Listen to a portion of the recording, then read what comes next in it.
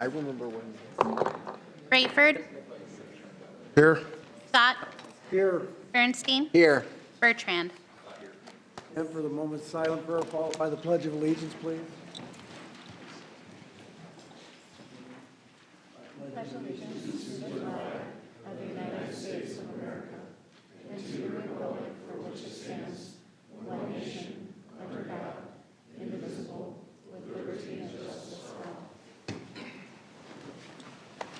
No proclamations and there are no interviews, so we'll go right to the consent agenda, which is items 2 through 11F. Consider these items passed unanimously unless a separate roll call vote is requested by a council member. If you want to speak on an item, please come up as I read that item. If you want to speak on an item not under the agenda, please come up under citizen concerns. Remember to always state your name for the record. I'll move the consent agenda. Second. 2 is a reading of the February 28th, March 4th, and March 9th city council minutes. 3 is a resolution rejecting the bids received for the police department storage facility project. Chief, did your architect give any real good reasons why he was so far off? Not really. That would be, we spoke with Stan and, we were off the mark, but we also had improvements into that CIP to the existing building. That plus the fact that we're dealing with some relatively new issues with the existing structures makes us think that we probably need to pull back and reconsider an overall site plan and what we're going to do moving forward. But this is kind of like building a new garage when your house needs a lot of work. So we need to retool and think about what's going to be best, or where our money is going to be best spent to enhance our training facilities. So, Chief, what will the process look like if we're pulling back on this project? I understand you want to do a broader scope site plan. What's that going to look like in terms of timing and phasing? Well, right now, unfortunately, we have training facilities in multiple places. Our simulators are at the Long Line Center because there was space there, and our HVAC on one of the buildings, the training center went out, so we just transferred that, got placed in long lines. We'd certainly like things centralized, but the question is how much work should we put into the training center by the airport if we relocate to somewhere else? If we get access to another city facility where we can do some of these things, that would dictate our use of the training center and how much we want to put into it. This was kind of putting the cart before the horse, and as the issues with the existing classroom building kind of emerged, and that emerged since we started asking in the CIP, we thought we need to pull back. We need to reverse course here, and we need to determine where we're best investing our funds, and that, I think, a little strategic planning on our part, not to mention checking with other city departments to see if they have facilities and resources that we can maybe piggyback on and use some of their space for the classroom space for our training. So a lot depends on what's available. So correct me if I'm wrong. This was a relatively state-of-the-art training facility 25 years ago, correct? Well, we did receive, I'm sure you remember that, we received the congressional allocation. That's why, it seems like it was Senator Harkin. It was Latham. Oh, it was Latham, okay. So Tom Latham, we had a congressional allocation to improve that and turn it into a regional training center. When we did that, that's been between 25 and 30 years ago. But what was done was existing guard buildings or existing base buildings were used. So what's underneath that training center is a very old building. The buildings were reskinned, but in that time we haven't invested anything in that, so it's starting to show its age, and that's where we need to, we have some mold issues in one of the classrooms, so we're taking appropriate precautions, had a air quality study done, but we knew that we have larger issues to deal with in the existing facility, so building a building that would have been dedicated to storage of equipment, evidence holding, and then training if possible was probably not the best way to move forward when we're questionable about our classroom and our other training facilities. So I think we need to do a little strategic planning. I think we need to check with other city departments. I think we need to see what the future is for other city facilities that we could potentially get access to before we move forward. And I think it'd be important to look at to determine whether there are any congressional funds available for any portion of what you're describing. And we are regularly looking out for that. There, a lot of the government funds, including some of the ones that we brought before you, they're very specific about how we can use those, but we're always on the lookout, and if we could find the funds, we would definitely use that. Very well. What kind of time frame are you thinking for bringing this back? Well, that depends on how quickly we can determine what our biggest needs are. And again, we don't want to move forward with something and then have to come back to you and request more, and that's part of the problem is as the costs expand. Also, again, if we're going to put work into something, we'd rather it be something we know we're going to use, we know is going to be our training facility moving forward. But if we learn just through studying that there's another option in town as opposed to down at the airport, and all we have to use the airport for is range facilities, and then that would determine how we would move forward. But there's a lot of question marks for us right now, which is why we thought it was most appropriate to put on the brakes. Not that this wasn't needed, but we saw other things, and again, I don't think we move forward until we're sure how we're going to use that facility and what options we have as far as places to do training. The city has some new facilities, as you guys are aware of, and I don't know, we might have to consider relocating some of our functions if that works. But right now is an unknown. We're asking ourselves, and I think beyond the strategic planning, we need a hard understanding of what resources we have available. Like I said, other city resources that might be able to be used for classrooms, et cetera. So, How many square feet are storage down there are you storing evidence in that? Or? yeah, there's, evidence that you might find down there is the larger evidence, vehicles involved in fatality, accidents, homicides. There's outside and inside storage, but there's, I don't know, May, if you've probably been down to the training center, that building to the rear, and that's in questionable shape too. So we've discussed the idea of, do you reskin that? Do you try to rehab that existing one? But it's questionable, the infrastructure that we have, because you're just building on top of old structures, and that's what the old training center is. Might look decent from the outside, but it's just one of those base buildings that was reskinned in the early 90s. So, Right. Well, I do appreciate you coming back to the drawing board and not just coming and asking for more. So I appreciate that. Thanks, Chief. A is a motion of actions relating to boards, commissions, and committees. A is a motion reappointing Sam Ravery to the Parking and Skywalk System Board of Trustees upon due consideration of the circumstances. The City Council waives the policy that no person shall serve more than 2 consecutive terms. B is a motion appointing Dean Branham to the Wastewater Treatment Plant Reconstruction and Design Advisory Committee. C is a motion appointing Jose Montes to the Wastewater Treatment Plant Reconstruction and Design Advisory Committee. D is a motion appointing Andrew Pritchard to the Wastewater Treatment Plant Reconstruction and Design Advisory Committee. E is a motion appointing Ike Raker to the Wastewater Treatment Plant Reconstruction and Design Advisory Committee. 5 are actions relating to civil penalties and suspensions. A is a resolution scheduling a hearing on the proposed civil penalty of $300 against Chasing Clouds Vape Collective for violation of the Iowa cigarette laws. B is a resolution scheduling a hearing on a proposed civil penalty of $300 against Sky Smoke Shop and Vape 2 for violation of the Iowa cigarette laws. 6 are actions relating to agreements and contracts. A is a resolution approving change order number 2 to the service provider agreement with Midwest Constructors for the Marina Gangplank Repair Project. Can I ask Matt a question? So this seems like should this work have been identified when the contract was originally approved? It seems like a change order that they should have been aware of, or we should have been aware. Matt Salvatore, Parks and Recreation Director. So this has to do with the fuels. Number 2 has to do with the fuel system. So that has kind of been a moving target. We know what we need to do now, but at the time, You didn't know that? we didn't have a clear scope of work on that. Okay, that's good. Thank you. You're welcome.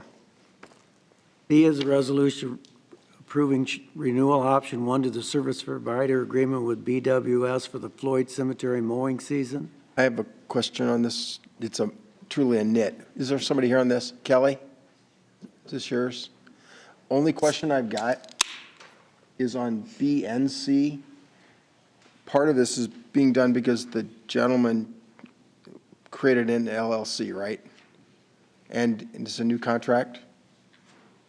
Is that right? Spiro can answer. The only question I've got is the agreement that you've got is still being signed by him in his personal name. Don't you need to change it to his LLC? Sure. Yeah, he previously was under Brian Wildy, then he changed his name to BWS LLC. So he did sign it under Brian Wildy. But if you look, he signed it in his personal name, not his LLC. Don't you Right. need him to sign it in his LLC? Above his signature line should be the LLC name. He did sign it in the capacity as owner of the LLC, but it could be reflected more clearly. And it's the same on B and C for both of his Right. relationships? Same company. Just, it's a nit. If it doesn't need to be done, but I just don't see the LLC referenced in the agreement. But if it's a single member LLC, he could sign it as owner because he's the only owner. He can sign it as owner, but it should still be with the LLC, shouldn't it? Are you referring to, I want to make sure I'm looking at the correct document. I'm looking at page 44 on our materials, and it's his name signed in his name.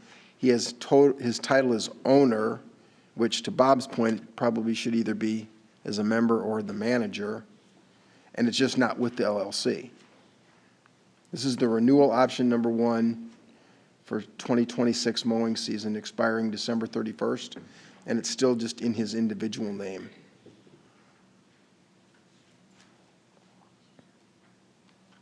It should be, I agree, his Okay. individual name should be updated to the LLC. And it's the same with C, 6C as Same well. Yeah. The insurance certificate is correct. It's in the name of the Right. LLC. Okay. You guys can get that changed. Yes, because the resolution is correct. So we Okay. can- Yep, the resolution is option. correct. Okay. B is a resolution approving renewal option 1 to the service provider agreement with BWS for weed abatement program. D is a resolution approving amendment number 1 to the service provider agreement with utility equipment company expanding the scope of services from 4 valves to 5 valves. E is a resolution approving renewal option 1 to the service provider agreement with quality striping for the airfield painting and water blasting project at the airport. Just had one question, Mayor, on that one. That was a bidding contract, right? We previously bid that. This is the last option on that contract, and we'll bid it again next season then. F is a resolution granting permit to Metro FiberNet to maintain underground fiber in the Riverside Boulevard corridor. G is a resolution approving an agreement for services with Siouxland Interstate Metropolitan Planning Organization for the South Lakeport Corridor Study Phase 2 project. H is a resolution approving supplemental agreement number 2 to the professional services agreement with Stanley Consultants for the wastewater treatment plant investigation and litigation assistance. I is a resolution approving a contract with Subservco for the Pulaski Park Drainage Improvement Project. I need to abstain, conflict of interest. 7 are actions authorizing payments. A is a resolution authorizing payment to HCI Construction Company for the 4th Street and Jackson Street Skywalk Upgrades Project. B is a resolution approving fund transfers. C is a motion approving. Mayor, can you go back on B? The expense is the Teton Ridge. Marty, would this be you, Marty? Why are we authorizing that as an expense? Isn't that incurred over the course of the consulting? Or are we just approving the total amount? Teresa Fitch, Finance Director. At this time, we do an encumbrance, so we have to move the budget in order for there to be budget available. So then we encumber the funds, and then we pay them as they utilize. So even though it's noted as an expense in this list, it's not being paid now. It will be paid over It's in the transfers, right, in B? This is Yes. But we're transferring funds, so we have to move funds from one fund to another fund, so it's not actual expense yet, we're just moving the budget there. Okay. So it's available. Yep. Okay. The next C is the total expenses, those are the actual expenses occurred. C is a motion approving total expenses for February. 8 are actions relating to property. A is a resolution proposing to lease property to Imon Communications for the right to maintain fiber optic cables in exchange for installation service by Imon Communications. B is a resolution scheduling a public hearing on a proposed amended and restated urban renewal plan for the Teton Urban Renewal Project area. C is a resolution scheduling a public hearing on a proposed amendment and restated urban renewal plan for the combined central Sioux City CBD urban renewal project area. D is a resolution scheduling a public hearing on a proposed amended and restated urban renewal plan for the amended Donner Park urban renewal area. And E is a resolution scheduling a public hearing on a proposed amended and restated urban renewal plan for the combined Floyd River urban renewal project area. 9 are purchasing. A is a resolution awarding a purchase order to Copland Industries for 1 gas compressor. B is a resolution awarding a purchase order to Hawkins for sodium hypochlorite solution for the wastewater treatment plant. C is a resolution awarding a purchase order to Gillig for 3 diesel low-floor buses for the transit system. D is a resolution awarding a purchase order to the Titan Machinery for 1 case Farmall cab tractor. 10 are applications for alcohol license, 11 are beer commission and committee minutes. Anyone to be heard on any of those items? Can I have one comment? I don't know who does the F-tab minutes, but there were minutes on page 217 from the January 15th meeting, and I know Rick and I attended that meeting, and we weren't noted. So I think we need to note the January 15th minutes. You can do that. Thank you. Voting electronically today.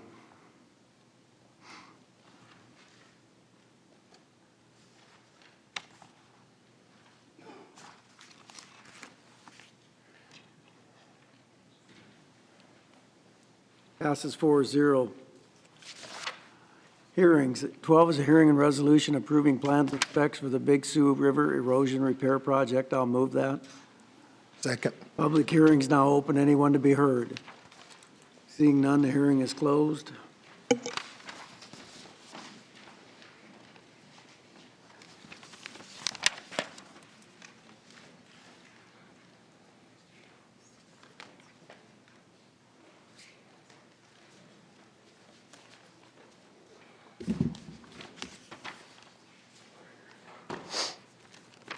Councilman Bertrand, you can vote electronically.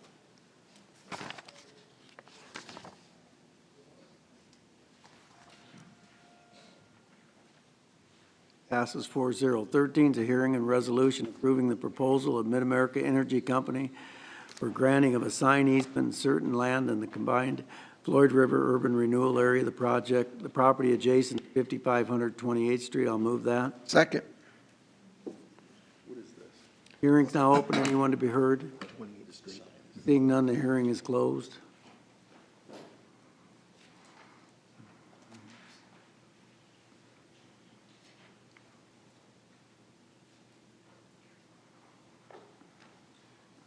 Passes 4-0.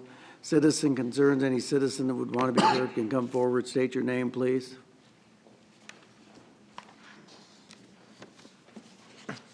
Just the citizens' concern section. My name's Dylan Northrup, Sioux City taxpayer and owner of DK Insurance. 2 weeks ago, I stood here and outlined a proposal that could structurally reduce what the city spends on their employee health insurance. The city's own budget calls rising insurance costs challenge number 1 for the 5th consecutive year. The employee benefits levy that funds it has increased 147% since fiscal year 22.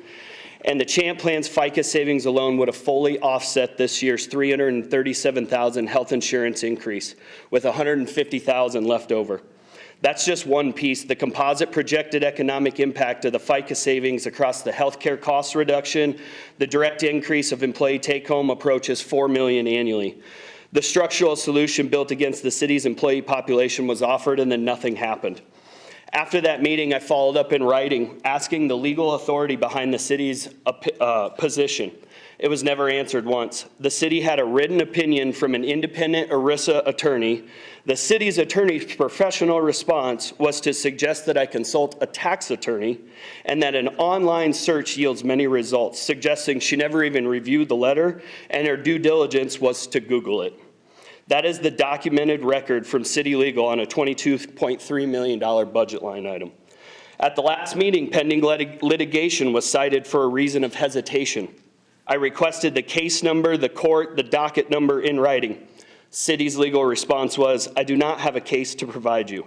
It is my belief that the reference involved a completely different company. I want that on the record.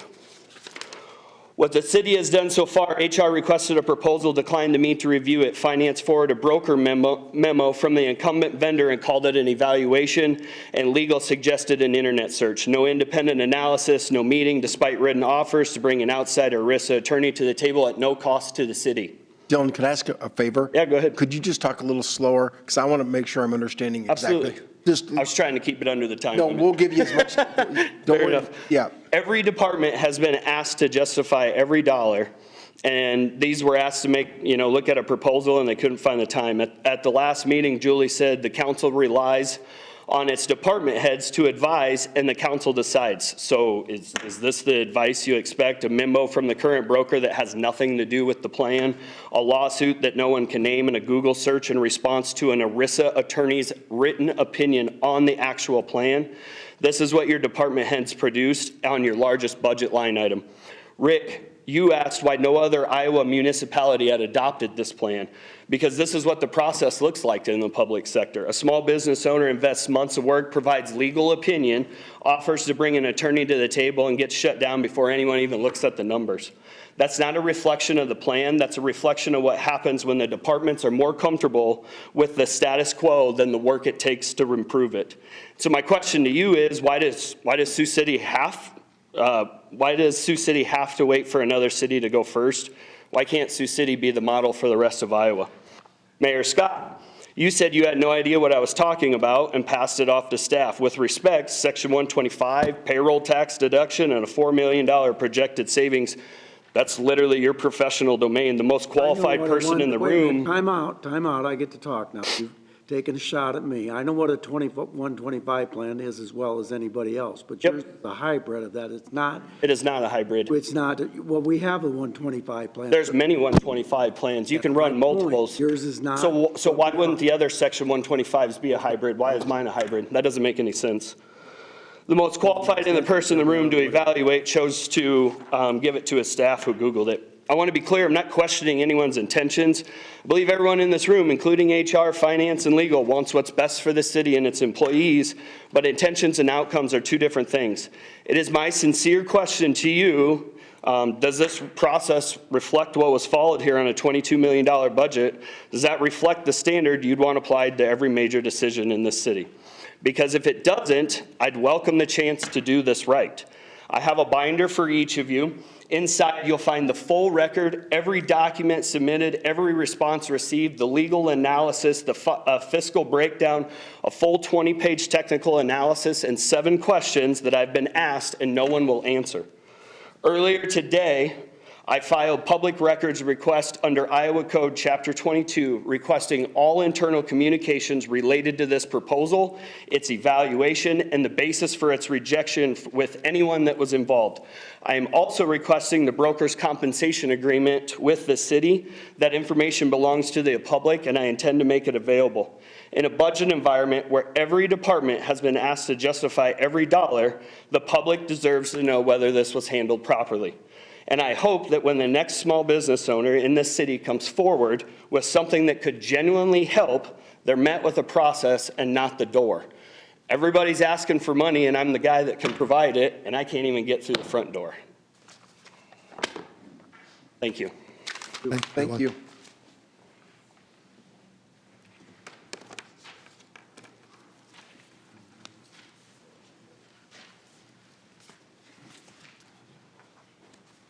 Any other citizen to be heard?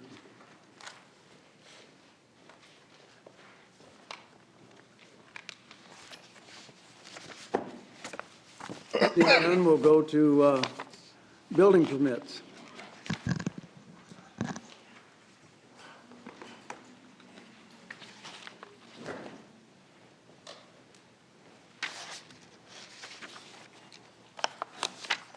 Good afternoon, Mayor and Council. We've continued to provide you with reports on the status of the current building permits, commercial and residential, and I would start off just by asking if you have any questions about those. Paid a lot of attention to it lately and tried to stay on top of the applications as they come in. And I think that's reflected in the report. I said before, I think we can probably improve the way the report looks, but I think it's pretty thorough in terms of the current building permit applications and the pending ones. And Daryl in particular can answer any questions about any specific projects you might have. Residential plans examiner was on vacation this last week, so we tried to make sure that we were able to stay on top and getting them out as quickly as we can. So I think we had 14 out since the last report. I believe we had 14 new single-family dwellings. It's picking up, as it usually does this time. Not that we're not without challenges at time to time, but we're still swinging for the fences. So You got 14 new permits last week? yes, sir, for new single-family dwellings. Not bad for. Pretty good. No, like I was going to say, so Daryl, I do want to compliment you. Yeah, the feedback that I've got, I think I got 4 text messages this week again from people excited about the process. Customer service side of it, it really is. They like the idea and they're going in there. They're not being turned away. They feel like that we're turning a corner, which is great. Question for you. Yeah. So when somebody turns the permits in to Brian and to Henry, who has, do you do the final issuance? Who actually does the final issuance of the permits? Brian will do that for residential and Henry will do that for commercial. Does that go through your hands at some point?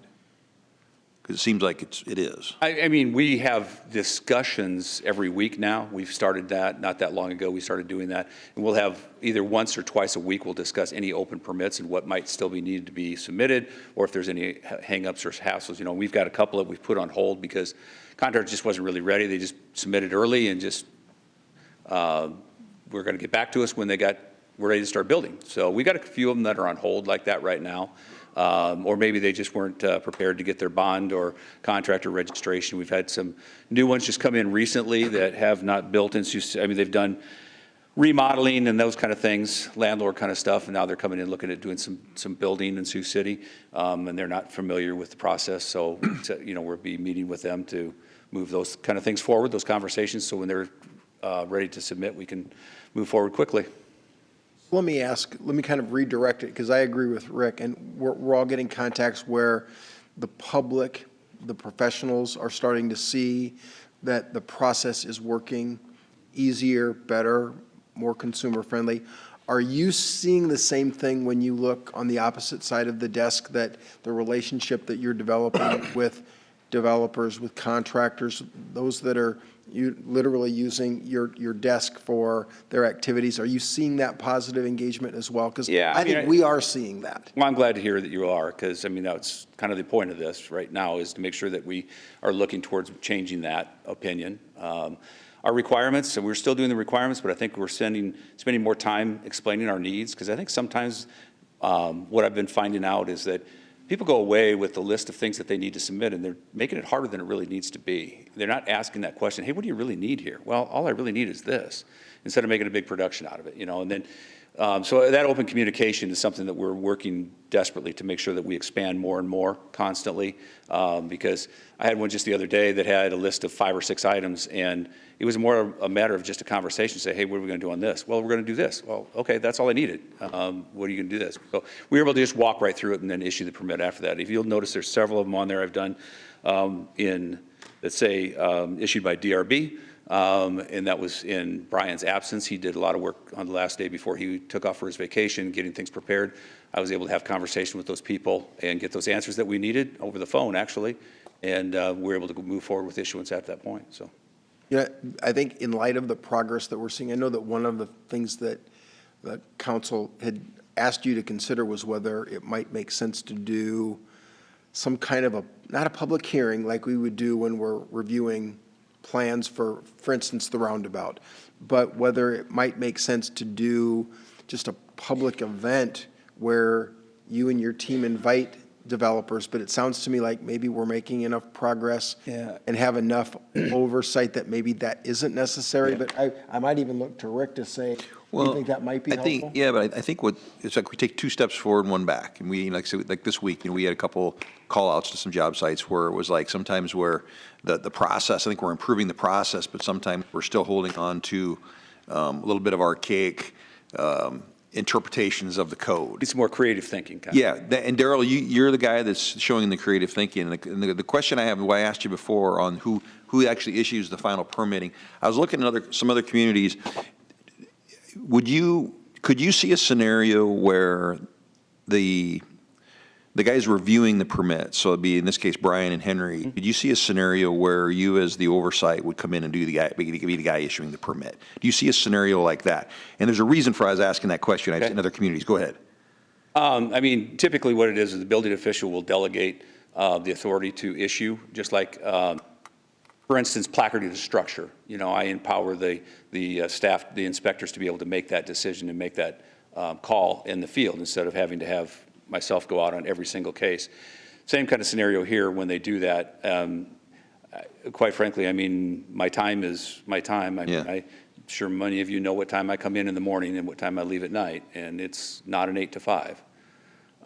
And adding that extra level of burden to do that, I think would be, not saying impossible, but I think it would be a lot to get to. And I think we can achieve that by the meetings that we're having on a weekly basis saying, how do we get you past this threshold? What do we got to do next to get us through this process? One of the things that keeps coming up quite frequently is we have, fire department has their own building code, or fire code, I should say. Let's call it what it is. It's a fire code. Engineering has their rules and regulations that they have to follow. Zoning has theirs. All three of those have to sign off on every building permit as it is. They have to meet those requirements. Some of the items on fire code are in the building code as well, so we can review those on those plans. But sprinkler systems, designs, and specifications, they fall back to the fire department. They're going to have to review that. So sometimes issues with fire, whether it be egress or fire suppression or anything like that, we fall back to that fire department. We might get delayed from that process. And then it's a phone call that after our conversations, reviewing if it's one of those snags, we'll make the phone call. We'll say, hey, engineering, what's going on with this? Why can't we get this moved forward? Or fire department, what are you waiting for on your requirement to get this moved forward? Zoning, we usually know because we're right across the hall from each other. We can have that communication constantly. But sometimes those other ones take a little bit more time. And we try to make sure the communication is open so we can get past that. I think we're getting better at that. Yeah. I mean, and the beauty of it too is like I said, and you're watching, you're seeing what's happening on the backside. You know, Mike and I met with engineering. That's another big piece of the puzzle. We met with them, and Tom's still in here if he is or not. We met with engineering, and kind of same thing is we're doing better, but understanding that you're part of the solution. You know, not part of the problem. Understanding the flexibility there. So there's small incremental changes there, and we're meeting. I think Friday.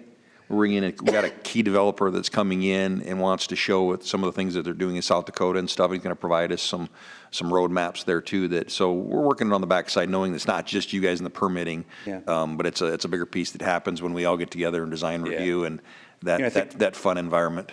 I think what's really interesting is when we get some of these large projects. I mean, you take Seaboard Triumph, for instance. You know, collectively, all the buildings out there, close to 1 million square feet of structures. And when we did that process, the spec book that came in was probably 8 inches thick.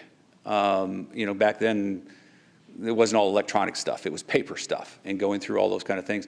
But these companies that do these design works that are doing buildings all over the country, they deal with codes everywhere. So it's amazing how much information is piled into those plans. Stuff we don't even need, but it's in there because they've had to do it somewhere else. So getting that information, we were waiting on one just recently.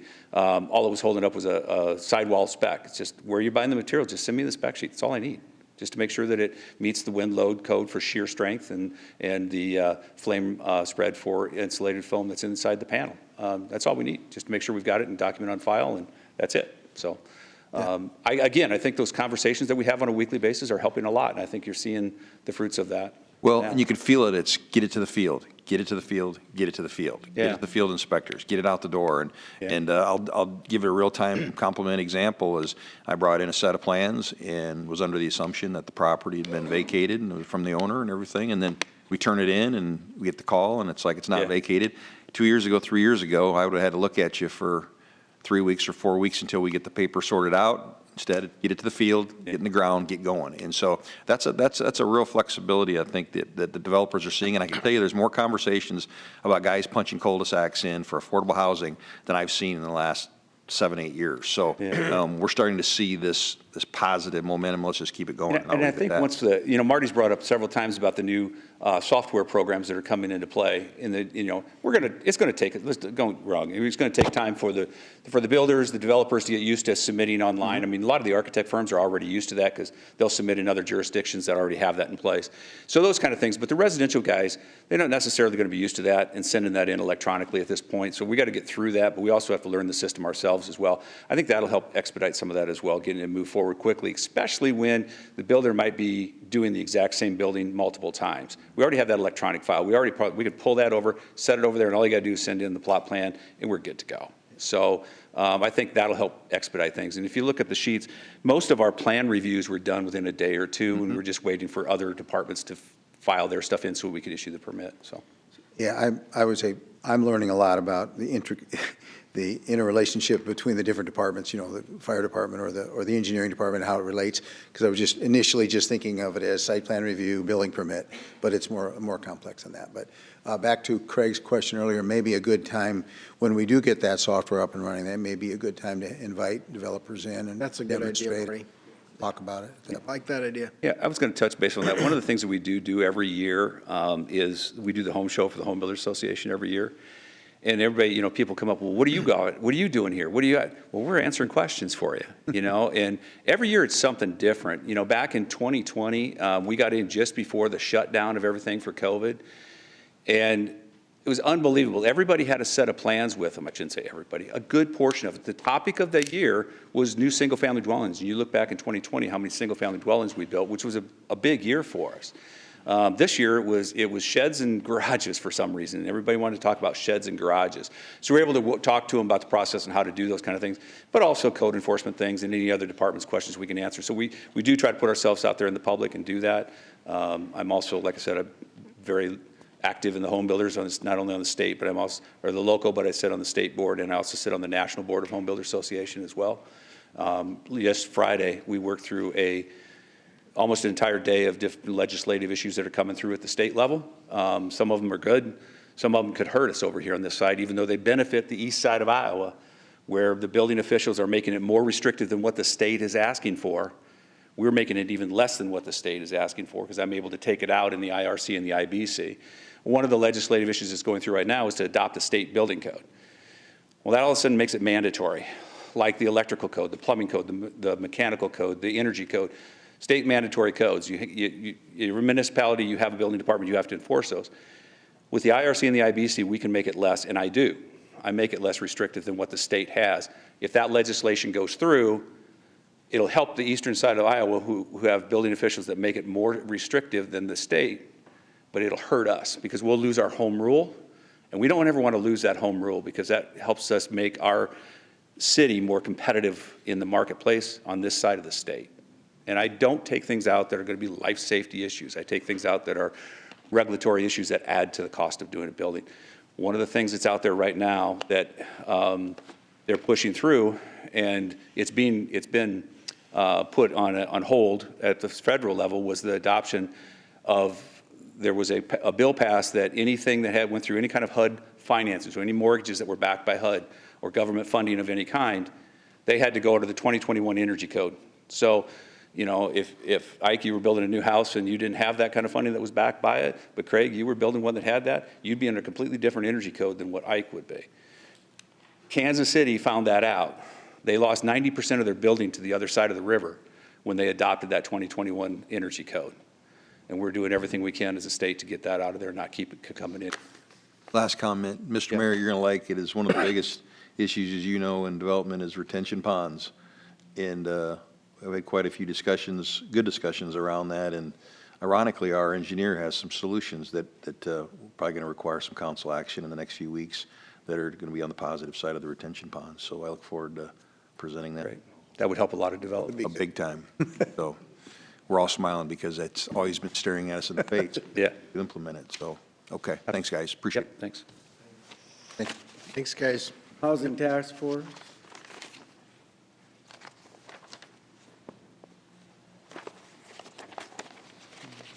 I'll preface their presentation. We had a really good meeting last Thursday night, a town hall meeting at the museum. It had some really good turnout. I think a lot of people in the audience with agencies were there that night as well.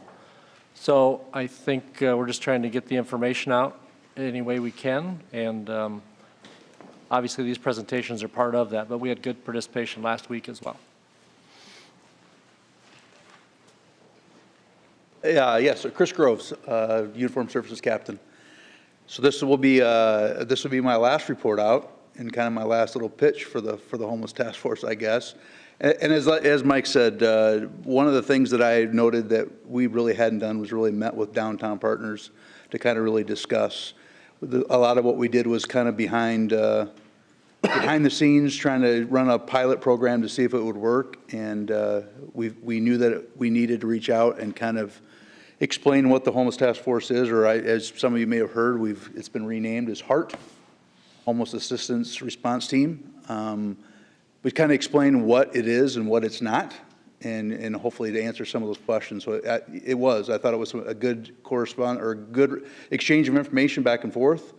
I didn't see really a lot of business owners. There were some residents and there were some other folks there that had some questions, and I think we were able to work through those. All I really have to share with you this time or this week is, a couple weeks ago, Julie thanked me for the concept, and what I want to do is pass along. We meet on a biweekly basis as a team with the core group of the Homeless Task Force, and we usually do that on the Tuesday following a council meeting to kind of discuss what we talked about here and things that we need to work on. And at the last Tuesday meeting, going back 2 weeks ago, I asked a few of them to come, and there are some of them that are here, and they're the ones that deserve the credit. They're the ones that are doing the work. They're the ones that are bringing suggestions and the things that, as a department, we try to get for them or work through. So I wanted them to be recognized, and I know that we got people from not only our own internal departments here, but outside partners. The actual HART group, if you will, or that task force is mainly made up with just internal department heads or department members, whether that's the police department, neighborhood services, inspections plays a part in that, Parks and Rec. They all play an important part for this to work. And I know that going into it, you guys are going into budget wrap up, you have some important decisions to make. And I think that in order for this to be successful, the importance of that and those decisions that every department is going to be asking for the same things. But I can tell you, and with confidence, one of the questions asked in that town hall meeting was, what are you using for a matrix to measure success? And that's a hard thing to do because there's not necessarily a numerical number we can put at something to show what works and what doesn't work. But what I can tell you is people feel better about it. People downtown, they see the officers, they see neighborhood services. There's a better feeling of security. We're getting on the cleanups quicker. We're trying to get rid of the trash. Going into the summer months, it's going to grow. I know it's going to grow. It's not only going to be concentrated into a downtown area, it's going to go into every park. And how do we respond to that? And part of what I know that we put together with the help of Chief Mueller, as we put together kind of a proposal, what really is needed to fund this and really for it to work. Every department is, in my opinion, every department's working with the bare bones, and in order for it to work, we got to look at funding it properly to get them the employees they need to truly get out and make a difference in cleaning up this stuff. I made a very a very big point, and I'll say it in a council meeting here.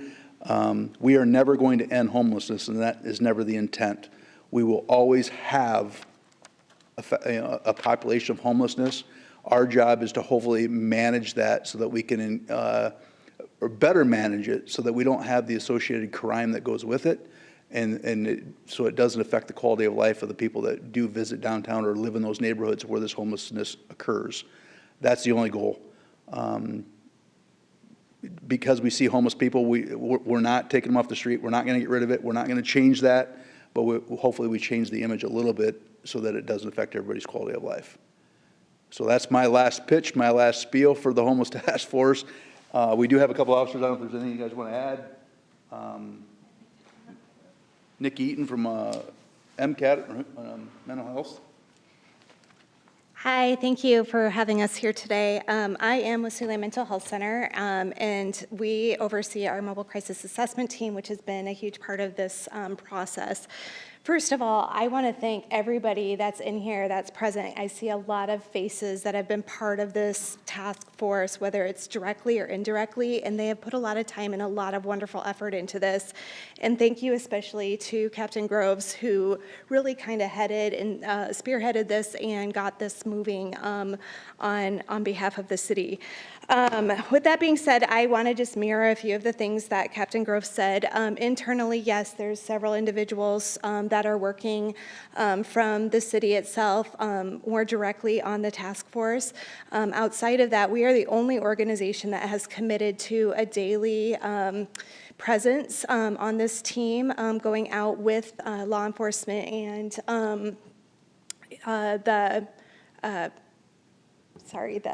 neighborhood services that are boots on the ground, really truly trying to connect with these individuals that are out in our community and try to provide those resources and be available to them. And so with that being said, that's a huge piece of us to devote that resource on a daily basis without really much other than that we're providing resources and trying to make those connections and be available. And so, yes, like Captain Grove said, that's a big commitment on our part. And even those that, throughout the city that are working from other organizations to try to connect with resources and ensure these individuals have what they need to be successful. We're willing to commit to that and continue to do that if we see that commitment is also served on behalf of the city members as well, that, they're getting the support that they need from you to continue this task force. We ourselves are willing to commit and continue to do that on our end as well. I just wanted to bring that to your attention, that ultimately, there's a lot of stuff being done behind the scenes that maybe you haven't heard of formally. I appreciate that they had this recent meeting. I know initially when we started this in November as a trial, we had said, that ultimately we wouldn't do a lot of media or pushing of this, out publicly. I really feel like now's the time. We're kind of at that trial period ending and determining whether we want to continue this. And if we are going to continue, I'd really like to see something from the city, really expressing kind of similar to what Captain Grove said, what we can do and what we won't do, what it truly means for HEART. Again, it's not to solve homelessness in the city, but that's not our goal with this commitment. Our focus is really to help connect individuals with services, resources, support, not to eliminate the complex issue, but to hopefully provide, what we can to support those individuals in our community and to alleviate some of the concerns that come along with that. So just wanted a moment to share that with you and to thank all of you for having an open mind regarding this project, and hopefully we can continue to do something throughout to help manage. So, may I have your name for the record, please? Nicole Eaton. Question, Nicole.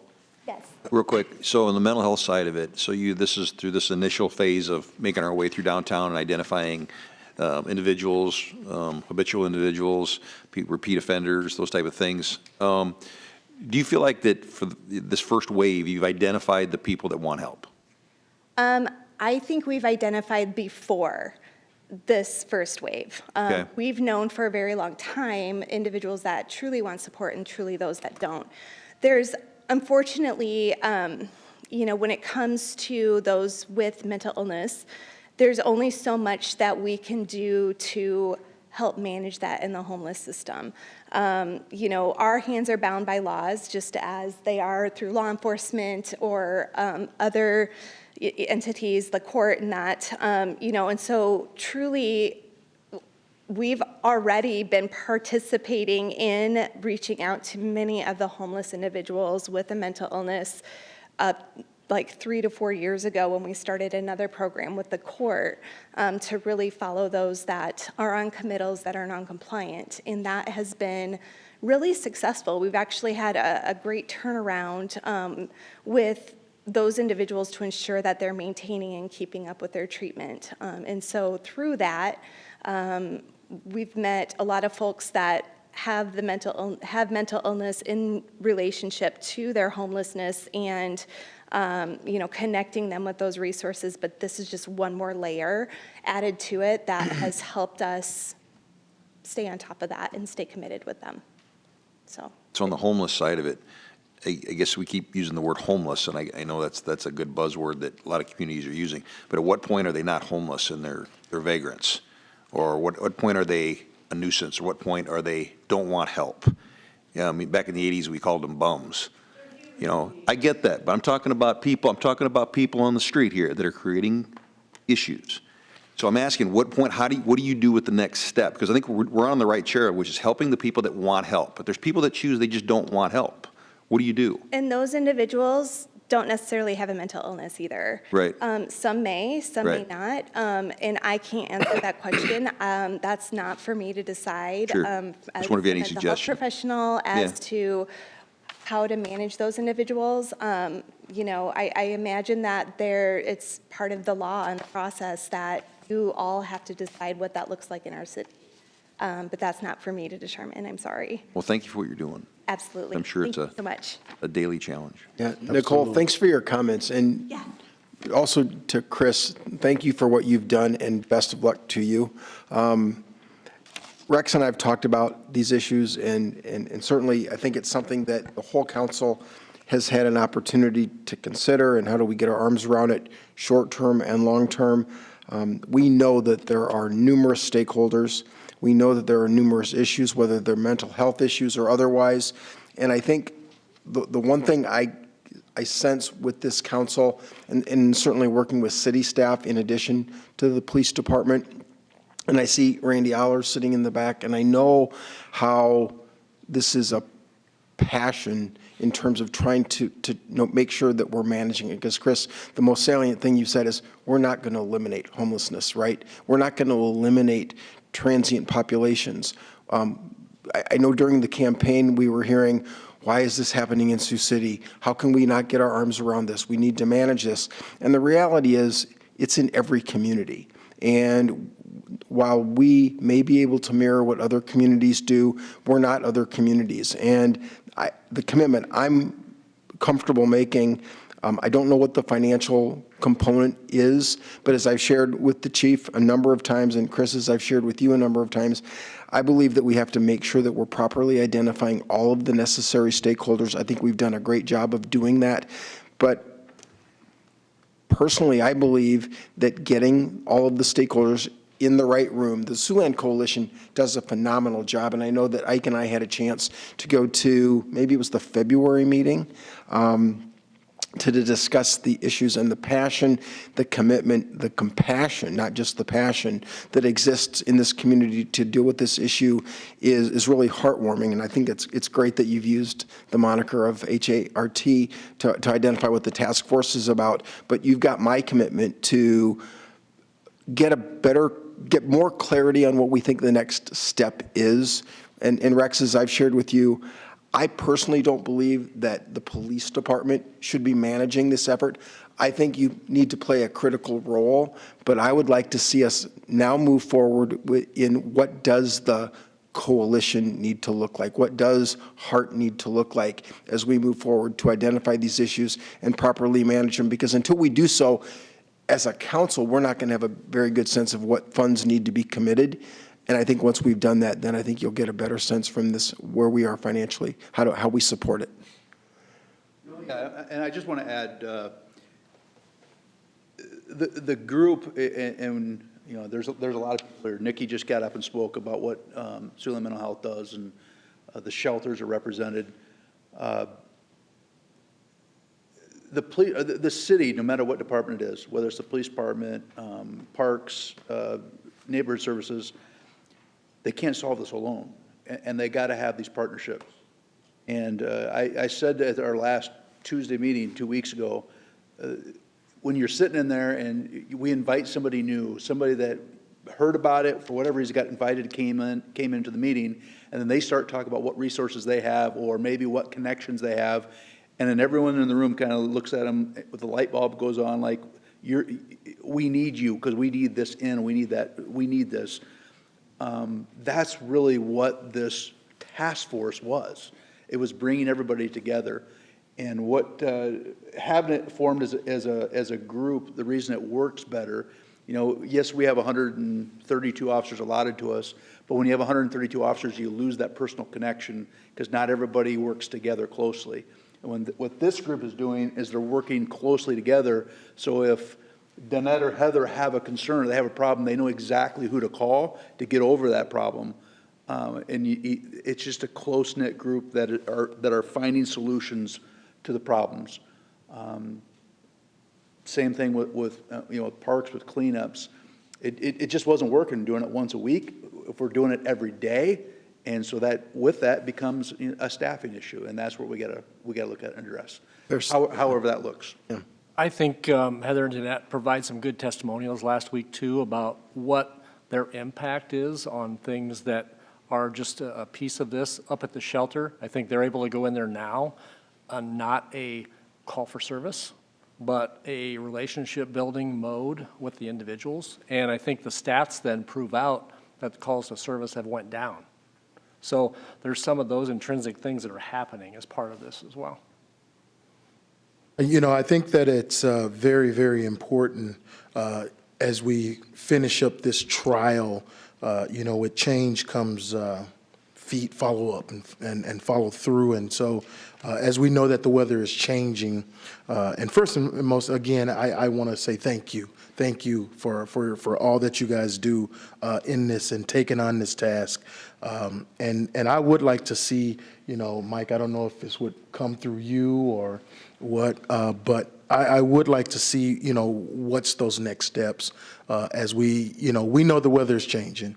And so we know that the likelihood, you know, there's going to probably be some residual and some of those things. And so what do we look at and what does that look like? You know, as Craig said, until we get something in front of us, you know, we don't know how to fund or what that looks like. But we know that you know, this is the most important step at this point because we know that some things are going to jump off. So I would definitely like to see whatever we need to do to. I'm in support of making sure that we Council members, Rex Mueller, Police Department. Just one thing. Last 2 weeks ago, you had Jill speak to you. We have personnel here, and if you have questions, I'd encourage you, we can have them step up. They realize that's their role here, whether it's frustrations, successes. Captain Groves and I, Captain Groves is much closer in managing this. We have the information that they give us, but they're the boots on the ground, so to speak. So I'd encourage you, if you have questions or thoughts, please use them while they're here. They know that they can be honest with you about what they've dealt with and talk about what they're seeing and how they're being effective and what's not effective. So if there's any thoughts right now, they're prepared to speak to the council. Well, you know, I think Rick hit something, you know, hard is because, you know, of course, we don't ever want to make homelessness a crime or, you know, criminal act. But what do, you know, as officers, what do you see as you see repeat offenders, you see people that you're consistently or, you know, having to deal with? What does that look like for you? So I've worked the downtown district for the past 4 years, which I've worked with the homeless for about the last seven years. But kind of what I've seen with us coming together as a group and having our crime analysis and all the different agencies partaking, now we're taking more of a close look at the problems that are being reported by the businesses, by the people that live downtown and things like that. And with working with our crime analysis, we were able to identify the top problems and then the top offenders, the top people that are just the ones that are repeatedly causing the majority of the issues. And through working with those, we were finding, again, that we would make an arrest for something like a trespass or public intox, things along those lines, that it was just a revolving door. They would be released right out of jail, back doing the same exact thing, sometimes less than 12 hours.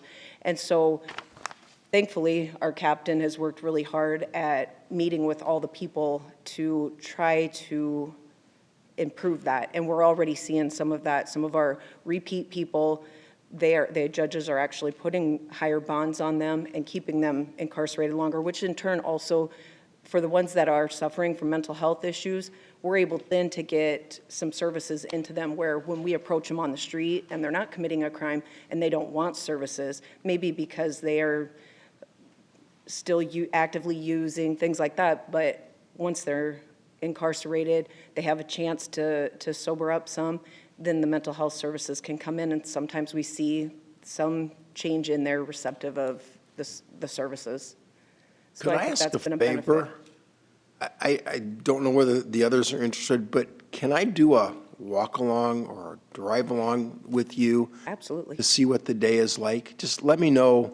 I would really like to be able to, I know the issues, but I would really like to observe, excuse me, and watch your interaction and how you manage. I think it'll be helpful. That would be great. That would be great. Thank you. Time. Maybe just coordinate Yeah, with it's Mike, just- because I'm guessing the others. Actually, it's just an opening invitation. They're doing it Yeah. every day, so they start off at police station, right? We start off at MLK. Okay, okay. We walk the Skyways and we check MLK. So then how do you differentiate, as we deal with, what we think is homelessness versus loitering? How do you differentiate between that? Or are you waiting for a call or, a complaint for some? The ones that are downtown that we know, we already know that they're homeless, that's part of the homeless population. If the business asks us to move them along, we do. We can't just sit in front of a business if they want you to move. To piggyback on what Heather said, getting them mental health help when they're in jail, the ones that don't require mental health help, we're just hoping that if they get the longer sentence or they keep getting arrested for the behavior, that behavior will either change or they will find someplace else that they would rather live than Sioux City because they're going to get Handled. Handled. Yeah. We're I'm just looking- kind of yeah. taking a zero tolerance on, the criminal behavior that's dirtying the city and ruining businesses' property, things like that. I believe that a lot of the word is on the street that there is pretty much zero tolerance for this, so. The cool part moving forward is there is a way forward that you're starting to see is I think first of all, I think you guys together do an amazing job. And this council's going to have an opportunity to validate you on Wednesday because that's where the dollars are going to be. That's what's going to, rubber's going to hit the road. And I support it. I think the dollar is well spent. I also think that Reagan, with the plan of an ambassador program that's coming out through Downtown Partners, which is another presence that's going to support you guys' activities, kind of like what they do in the East Village in Des Moines, those type of things, having a street ambassador. They're throwing dollars at it, not us. Might be something we consider to help. I think it's only going to enhance the presence that we have downtown, the move-along presence. The simple things like the signs. I don't know if you saw Jill's new sign that was down in the transit area that is highlighting our an opportunity if you're stuck in Sioux City, if you need a ride. If you saw that big sign down in the transportation center or not, when that went up, what day? Yeah, posted last week, Last middle of the week. And she's going to do the same thing. Instead of the signs that say donate, they're going to have signs that say outside of the key areas, warming shelter, those type of things that say, are you stuck in Sioux City? Do you want to go home? I think that we're going to throw some dollars behind that. So that's part of the plan moving forward. Also, I know when you met with the judges, I spoke with several of the judges, and they just flat out said, they want to be part of the solution. I'm sure they gave you the same feedback. All they asked was that the more detailed you get on the report, the more they can enforce what's on the report. So I know that you guys have talked about that, and I appreciate that, Chief.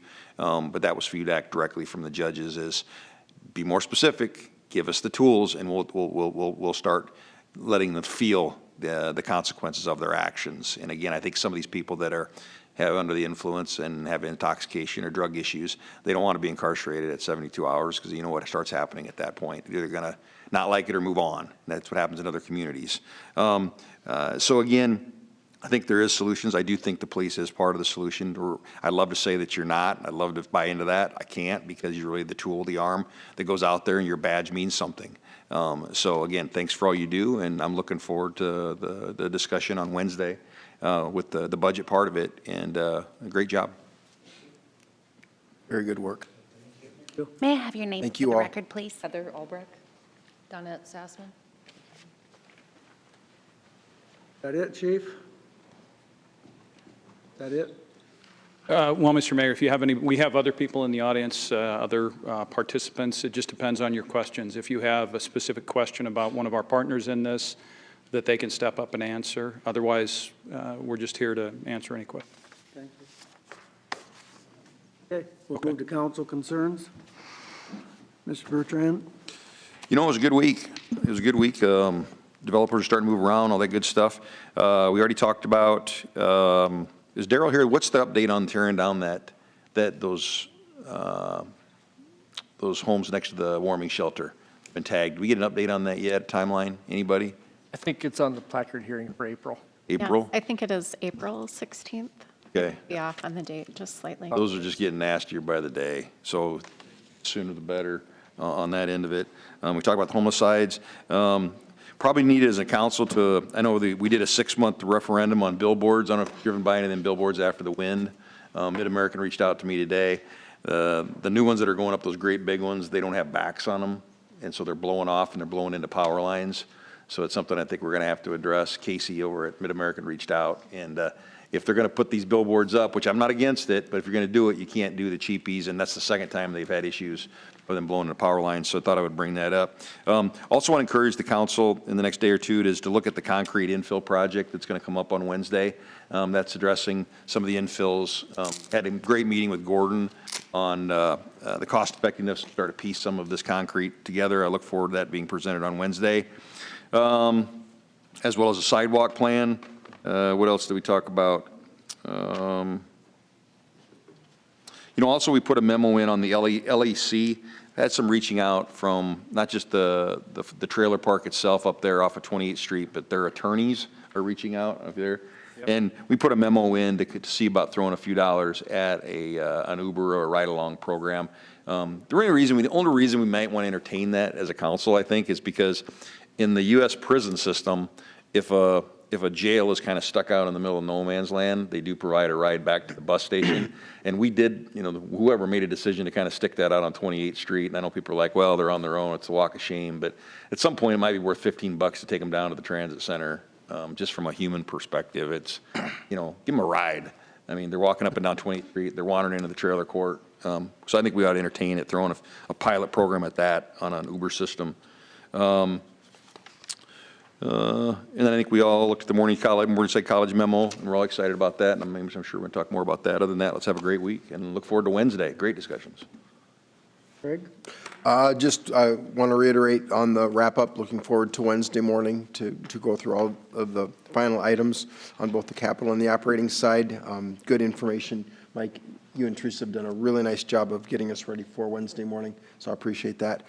This week is the start of the NAIA, so I encourage everybody to go to those events. It's a wonderful event, and I'm looking forward to watching the teams, the activities that Oakview is able to put together for the week, and look forward to that. And I did get an update last week from John Stevens on some legislative items, and I think I sent that to Nicole and Teresa, so if I could just get your input on updates to that, that would be great.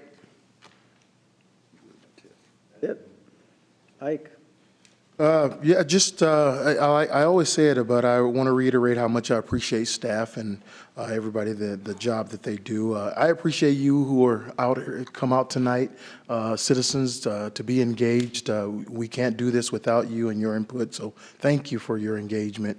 And otherwise, you know, I just see a lot of good things happening and taking place, and so let's just keep the momentum going forward. We'll be adjourned. Second. Second. Scott. Aye. Berenstein. Aye. Bertrand. Aye. Rayford. Aye. Good meeting.